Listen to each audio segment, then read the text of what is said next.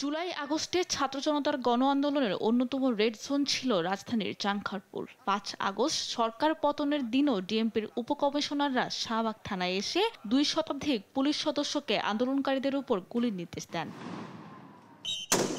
এমন নির্দেশনা পেয়ে আরো বেপরোয়া হয়ে ওঠে আইন শৃঙ্খলা বাহিনী। সেদিন ছাত্রদের লং মার্চ টু ঢাকা কর্মসূচি দমনে নির্বিচারে গুলি চালায় তারা। চানখাঁরপুলে সেদিন শহীদ হয় স্কুল ছাত্র আনাস সহ ৬ জন। ওই ঘটনায় করা মামলায় বৃহস্পতিবার চার্জ গঠনের শুনানি করে আসামি ও রাষ্ট্রপক্ষ। শুনানি শেষে মামলার চার্জ গঠনের জন্য আগামী ১৪ জুলাই দিন ধার্য করে ট্রাইব্যুনাল ১। চার্জ ফ্রেম করার মতো যথেষ্ট উপাদান আছে এবং ডিসচার্জ করার মতো কোনো উপাদান নাই, কাজেই চার্জ ফ্রেম হবে, এটা আমরা মনে প্রাণে বিশ্বাস করি। প্রসিকিউশন বলছে রাষ্ট্রের শীর্ষ পর্যায় থেকে পাওয়া নির্দেশনা বাস্তবায়ন করে মাঠ পর্যায়ে পুলিশ সদস্যরা। ৫০টারও বেশি ডিস্ট্রিক্টে, অর্থাৎ ৫৪টা আমরা একটা তথ্য পেয়েছি, একটাতে ৪৭টা তথ্য আছে। এইখানে একই ধরনের অপরাধ সংঘটিত হয়েছে। কি অপরাধ একই ধরনের?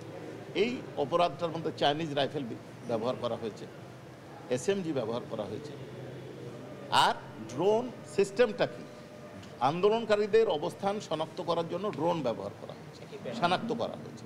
এই শনাক্ত করার পরে হেলিকপ্টার উড্ডয়ন করেছে, শনাক্তর ওখানে গুলি করা হয়েছে। গ্রেফতার থাকা আসামিদের পক্ষে আদালতে শুনানি করেন তাদের আইনজীবীরা, আর পলাতকদের পক্ষে স্টেট ডিফেন্স। ন্যায় বিচারের প্রত্যাশা আসামি পক্ষের আইনজীবীদের। ২০২৪ সালের জুলাই আগস্ট মাসে যে ঘটনা ঘটেছে, আসামির বিরুদ্ধে যে অভিযোগ, সেই ঘটনার সময় আসামি পুলিশের একজন কনস্টেবল হিসাবে তার উপর প্রযোজ্য দেশীয় এবং আন্তর্জাতিক আইন অনুযায়ী তিনি জনগণের জানমাল রক্ষা এবং নিরাপত্তার জন্য দায়িত্বরত ছিলেন। এর আগে কারাগারে থাকা ৪ আসামিকে ট্রাইব্যুনালে হাজির করা হয়। ট্রাইব্যুনালে হওয়া ২৭ মামলার মধ্যে এটি প্রথম মামলা যার চার্জ গঠনের মাধ্যমে শুরু হবে জুলাই হত্যাযজ্ঞের আনুষ্ঠানিক বিচার।